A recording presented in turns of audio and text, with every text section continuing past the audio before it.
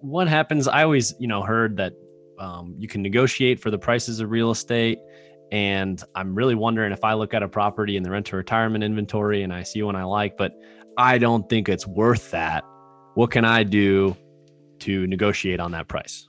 The first answer, Sam, is we don't negotiate on prices. If you're a repeat client and you've purchased multiple properties with us, and you're buying multiple at once, then, yes, maybe there's some sort of incentive that we can offer you, but we really are pricing these things very appropriately and aggressively for our investors on the front end. We're not doing this charade where we are overpricing things and then negotiating down to where the prices should be so you feel like you got a deal.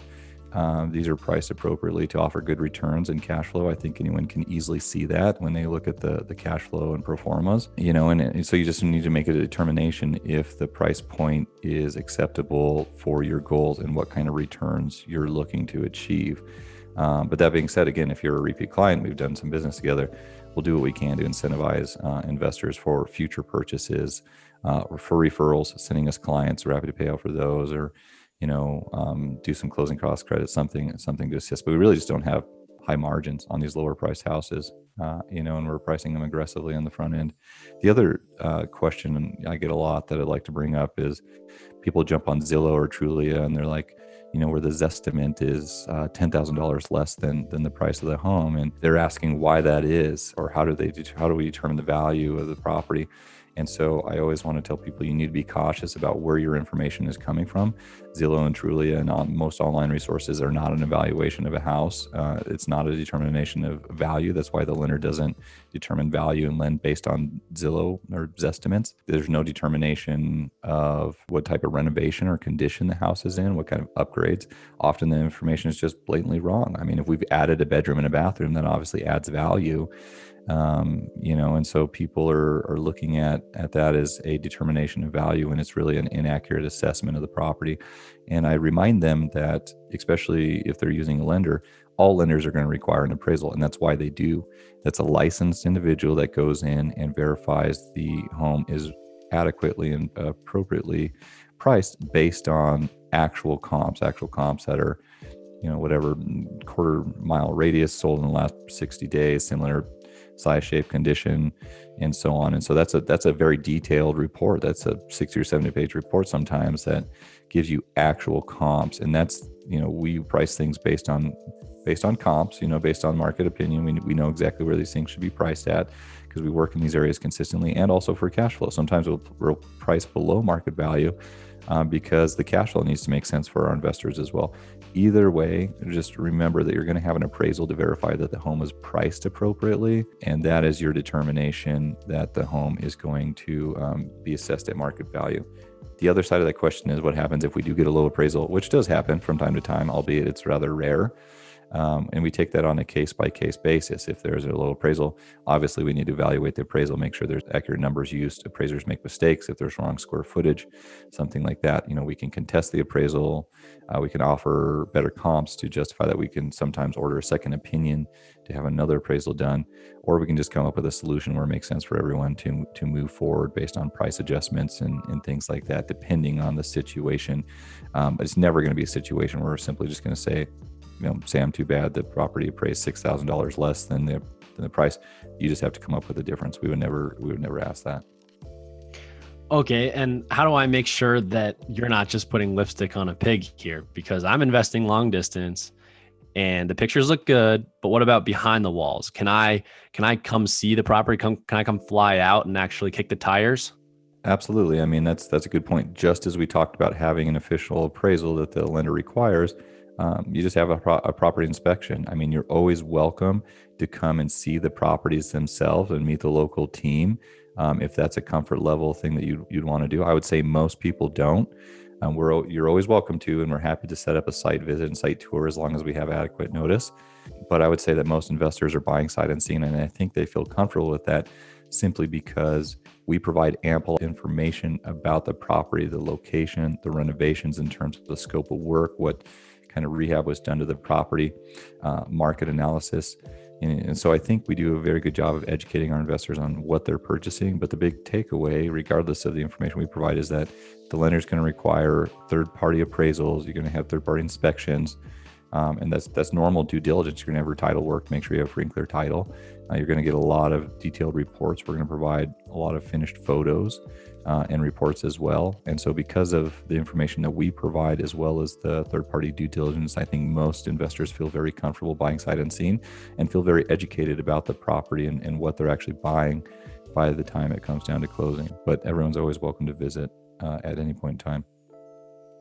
Okay, and even if it's a really good rehab, I understand that things go wrong with real estate. My sink breaks sometimes, my toilet gets plugged and all that stuff. So obviously I'm going to have to pay someone to, manage these properties if I'm buying in Kansas City, let's say. So who are those management people? How do they work? And how much do I have to pay them to do that?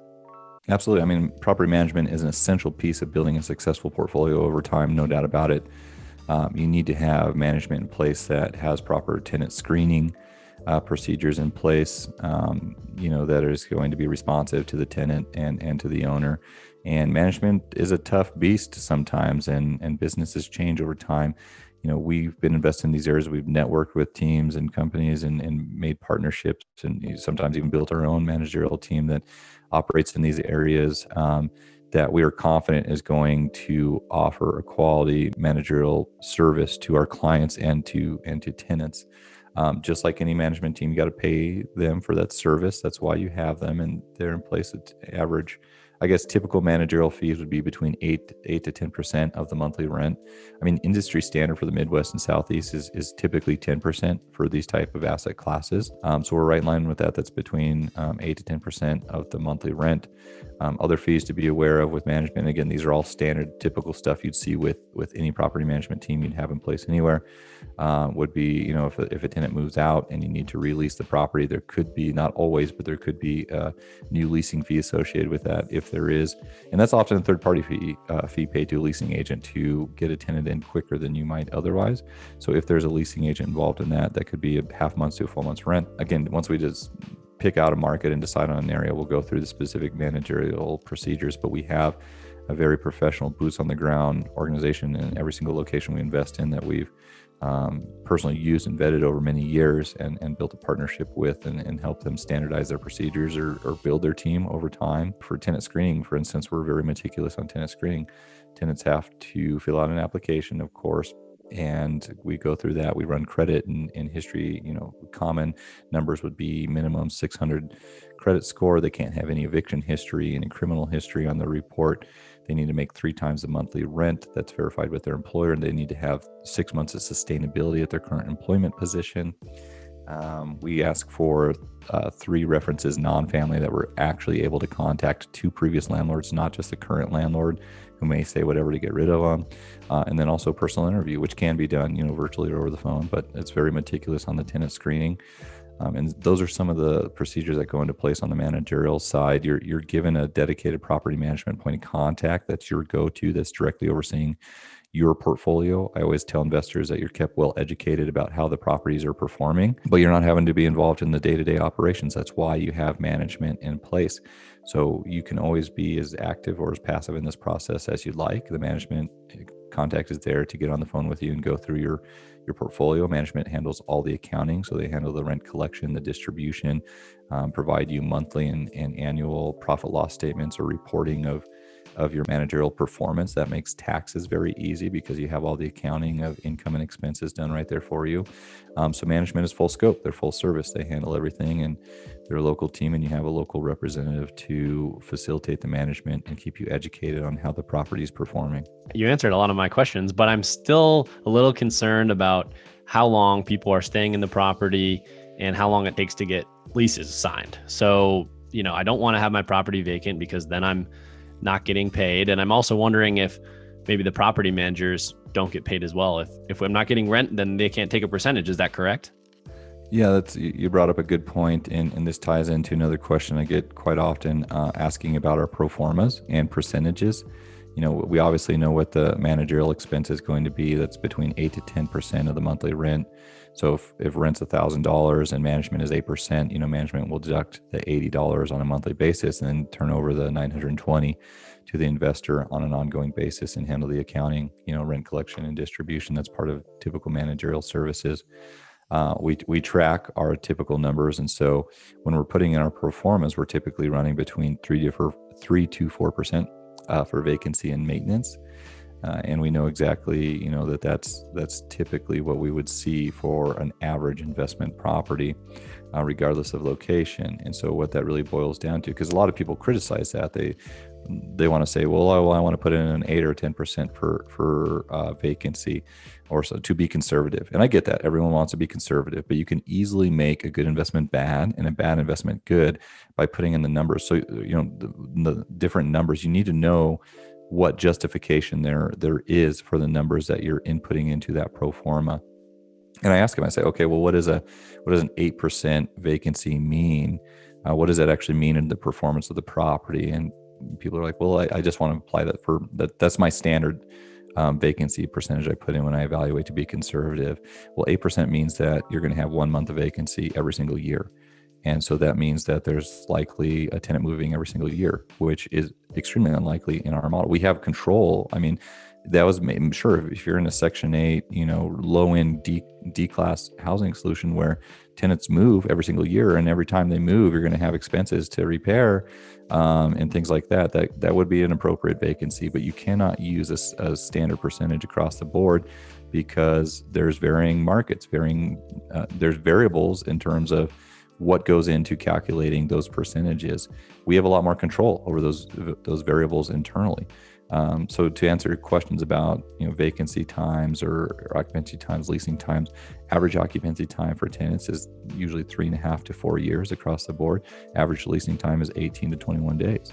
So if you take a 4-year occupancy and we'll round up a 21-day leasing time to a month, 1 month out of 4 years is a 2% vacancy. And we're consistently between that 3 to 4% for vacancy. And that's even being conservative, actually, based on the numbers I just told you. So we track those sort of things, and that's why we input them into our pro forma. Make no mistake that rental real estate has expenses. It has risk. These are not guaranteed numbers, and we want to make sure that's abundantly clear for anyone that's investing. But when you're investing in a turnkey route, there should be more control over those variables. And we have a systematic approach in terms of the areas that we invest in, the management procedures we have in place, the locations we want to invest in. And so there's a higher likelihood that you'll have a little bit more predictability. It's not guaranteed, though. If you own enough rental properties for a long enough period of time, you'll have a bad tenant. You'll have a tenant that you'll need to evict. That's why it's important, Sam, to build a portfolio of multiple streams of income. That way you're not relying on your entire experience and performance of one individual property. You're always at the highest risk when you have one single family house, because if that house goes vacant, you lose 100% of your income and you still have to pay the mortgage. Or if you have a larger maintenance expense, that could wipe out your income for a few months. Having multiple streams of income allows you to have a more diversified portfolio and mitigate your exposure to risk of one property that's underperforming. And it allows for a lot more predictability and consistency. I mean, that's the name of the game, is building a scalable business. No one invests in just one rental real estate property. They're trying to build a portfolio to have multiple streams of income and to have more diversity, less exposure to risk. That was an earlier question. I just realized I didn't answer. But what if you want to invest in multiple properties? And most investors do. And we highly encourage you to, if you have the financial capability to do so. Most of our investors are coming in and buying 3 to 6 houses, even for their first investment.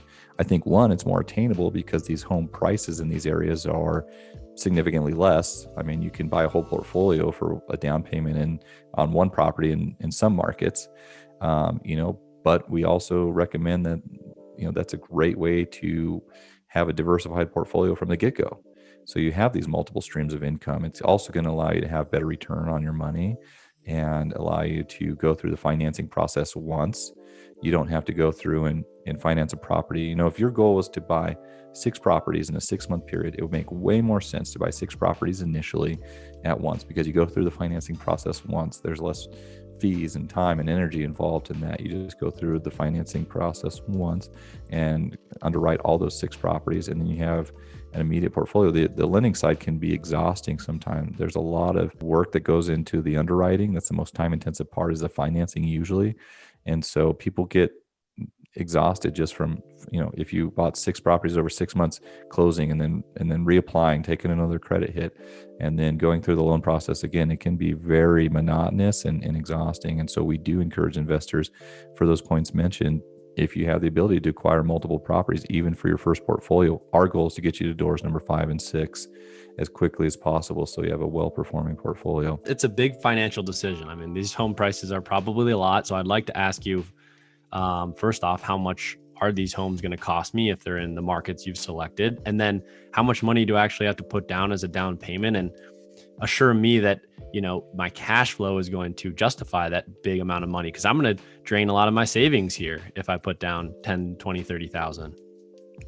Absolutely. I mean, this is not even though the home prices are less expensive than, say, a coastal market, this is a big financial decision, no doubt about it. And you need to be making an informed decision that is in the best interest of your long-term financial goals. I will mention as well that I always want to view real estate as a holding place for money. It's a physical asset class that you can always liquidate. If you need to sell the property, especially single family, you can easily liquidate the property and get your capital back out. We sell many of these properties every single month to investors.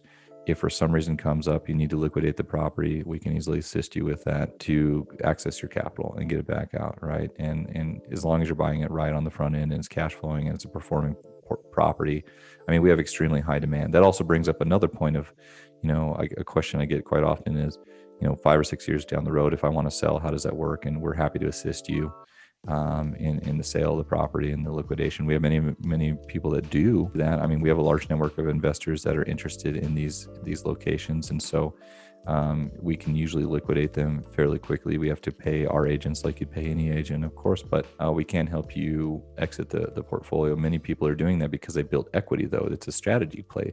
They've owned property for a few years and they want to sell to reinvest their money and access their capital. So they do a 1031 exchange and acquire more doors. That actually ties into the question you're asking about typical home prices, because I always like to run through an example.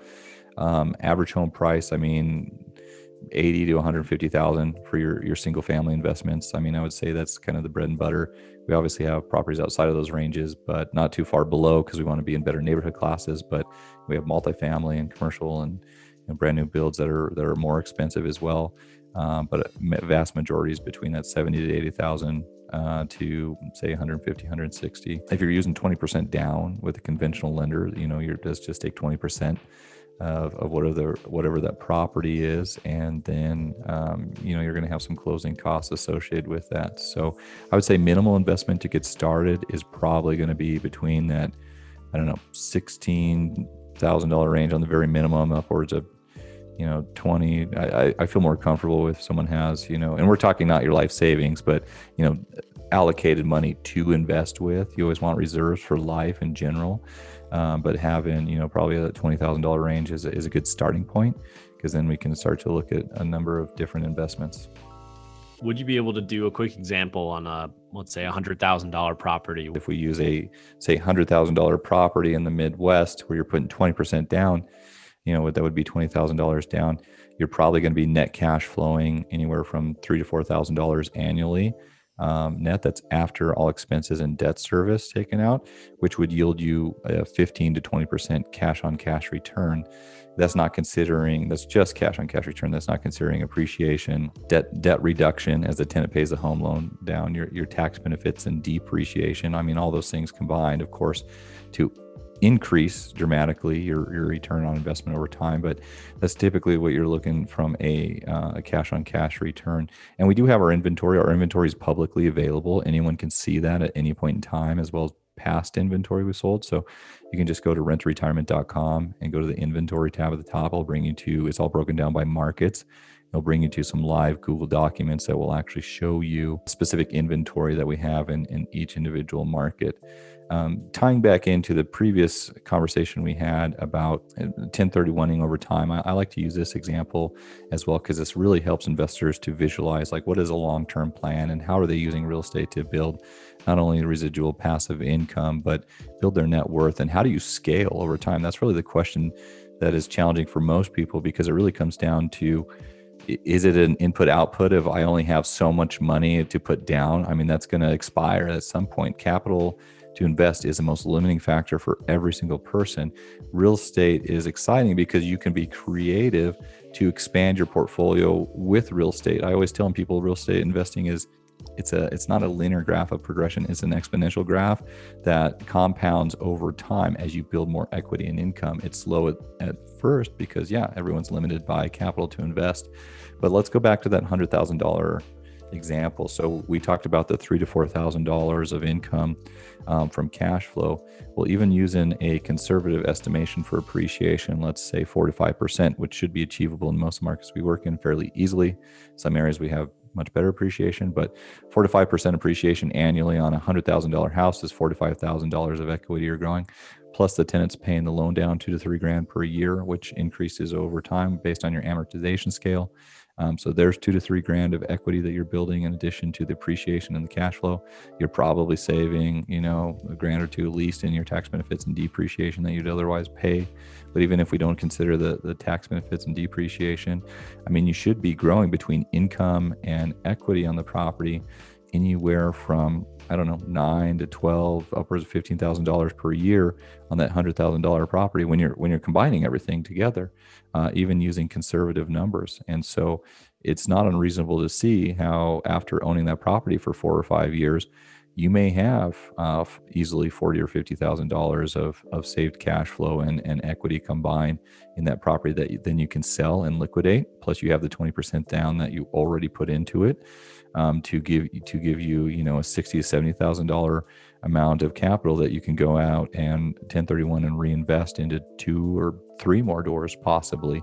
And that's not putting any additional capital in. That's just the ability to, use real estate and expand over time.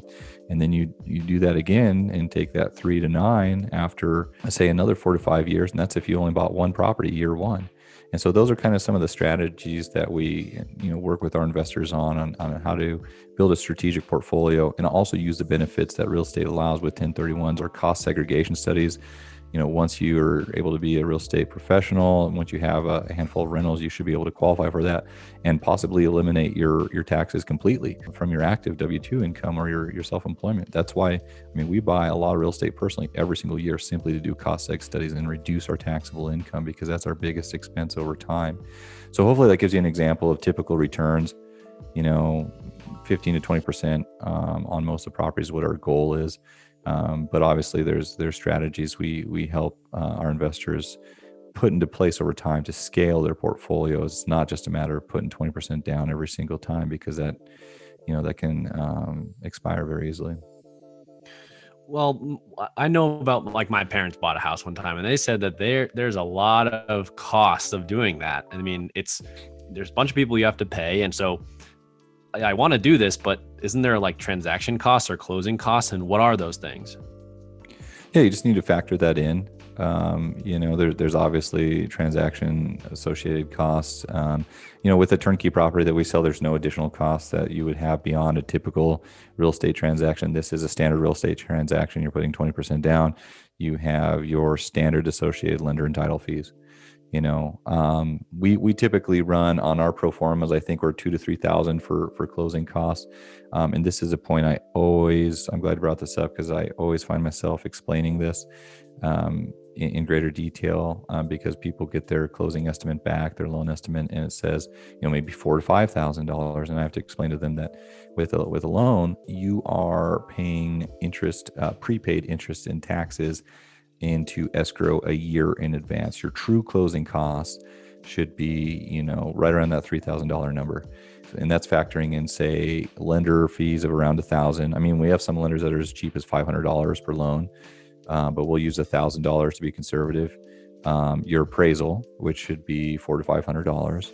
And then, your title fees, which should be anywhere from $800 to $1,500 on the far end. So even on the conservative, there's $3,000. Those are your true closing costs, your lender associated fees, your title fees, and your appraisal. And so that's your true closing costs. When you get your loan estimate back, you'll have what's called prepaid taxes and insurance. These are not closing costs. These are prepaid. We factor those into our pro formas on a monthly basis because that's how you pay. But if you want the lender to escrow these tax and insurance payments for you, which is not a requirement, but it's a convenience factor, what that means is the lender actually requires you to pay a year in advance for taxes and insurance into an account that they hold, an escrow account. That way, when they're due, those taxes and insurance are due, they have the money already there to make that payment. So you're actually paying into it a year in advance. Same thing goes when you sell that property. You would have prepaid a year and you actually get a refund. But those are not true closing costs, and you don't have to do that. But what that does mean is you need to come up with a little bit more money down at closing if you have them escrow your taxes and insurance. But again, you need to separate out mentally. Those are not closing costs when you're running your calculations. Those are simply prepaids. We factor in taxes and insurance on a monthly basis in our pro formas for that reason. And that's where that $3,000 number is coming from. Should I do an inspection as well and pay an inspector? Absolutely. Yeah. So if you want to have an inspection done, that's usually another $300 to $400. Again, very easily factored into that rough $3,000 range. That's not a requirement, though. Inspections are not a requirement. We have many investors that elect not to. The appraisal is required. That's a lender requirement. That is an inspection of its own, because if the appraiser sees things that need to be repaired prior to closing, they're going to list that. It's called a contingent appraisal or subject to appraisal. They require things to be done. Some people are satisfied with that in addition to the scope of work that we provide to show what repairs have been done. Or if it's a newly built house that has, a warranty on it, maybe you don't need an inspection, but if you want to have an inspection, you're always welcome to. And that's just part of normal due diligence. Okay, gotcha. And how do I know what kind of neighborhood I'm buying in? I know Rent to Retirement does a lot of this vetting of certain neighborhoods within a market, but how are those actually classified? What criteria do you use to find out if it's, let's say, a top tier or low tier neighborhood? Yeah, typically we classify them by A, B, C, D neighborhoods. Now, it's important to note that there's no national rating. So those are all subjective type of rating classes. And so you really have to look at the determining factors that the person applying the rating is using.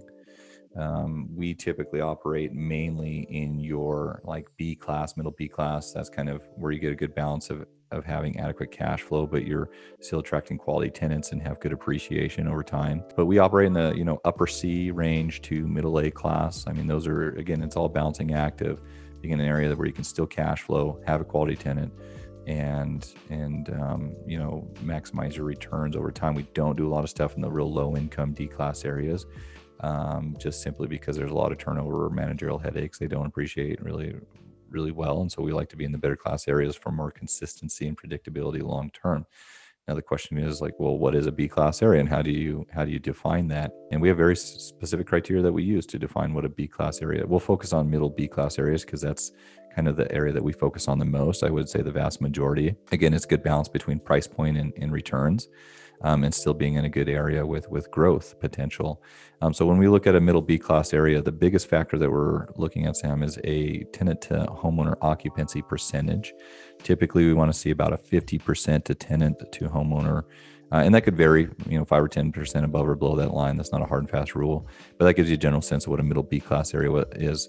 And of the 50% tenants, a minority of those, less than 20%, is Section 8 government assisted housing.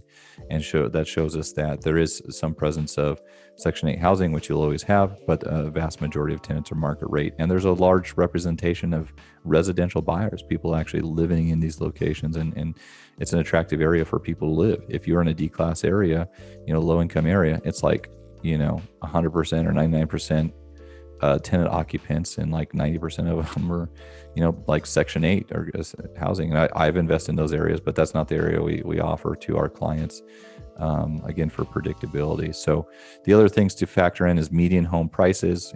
For a B class area, in most of these areas, you're looking at 80 to 130 for the most part. Median household income, $40,000 to $60,000 as a general rule for Median household income is a good rule for B class area in the Midwest or Southeast.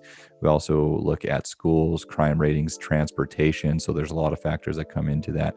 As you go up in an A class area, you're going to have higher price points, usually lower returns, because rents don't incrementally increase at the same rate that the home price does. But you're in a better class area, you might have better appreciation and better quality tenants. That's not a guaranteed thing, but that's a general trend. And the same thing on a C area. On a C area, which we mainly focus on your upper C stuff, it's lower price points, usually better returns because you get better than that 1% price or rent to price ratio, and better cash flow numbers. Your taxes and things like that are lower, but you may have more turnover. You may have not as much appreciation over time. And I do think it's a balancing act to own a portfolio across all these different asset classes, part of that discussion we have over time. One other point I'd like to mention is that a lot of times I get questions about neighborhood ratings and crime ratings, because again, people are looking on Zillow and they have they're seeing that, oh, there's a, school rating of 3 or 4, or there's crime reports there. I understand that. It's important to do your own research. Neighborhoodscout.com is a great resource for neighborhood evaluations. There's a paid report you can do that's very detailed, or even a free one that's pretty good. But anyways, if you're looking at Zillow and Trulia, often those are evaluating a very large geographic area and a zip code that is not truly representing the local area that you're investing in. A lot of times you need local knowledge because there's submarkets, there's pockets within that zip code that are very good to invest in, where the city's doing a lot of development and planning. So the next 10 years, there may be strong growth. It's going through gentrification or revitalization. Like Zillow's just taking a large statistical analysis and it's misrepresenting. Or maybe there's an area that has private schools that have some top tier ratings, but the public school system isn't great. And so do not take those stats at face value and determine those to be, a true evaluation of an area. Even my local area that I live in Boulder, Colorado, where there's some of the highest taxes in the state, and people pay those because they want to be in the school districts in Boulder, Colorado, which are some of the best in the state. I looked up our personal house on Zillow, and we're a 5 out of 10 on schools, and that's crazy because that's not that anyone here knows that these are the top schools, private and public. But some reason Zillow is applying. I don't even know what they're using to apply. So the point of that is you need a little bit more local representation of why a market or why a neighborhood class is what it is, and to help guide you in the right choice for your goals as well.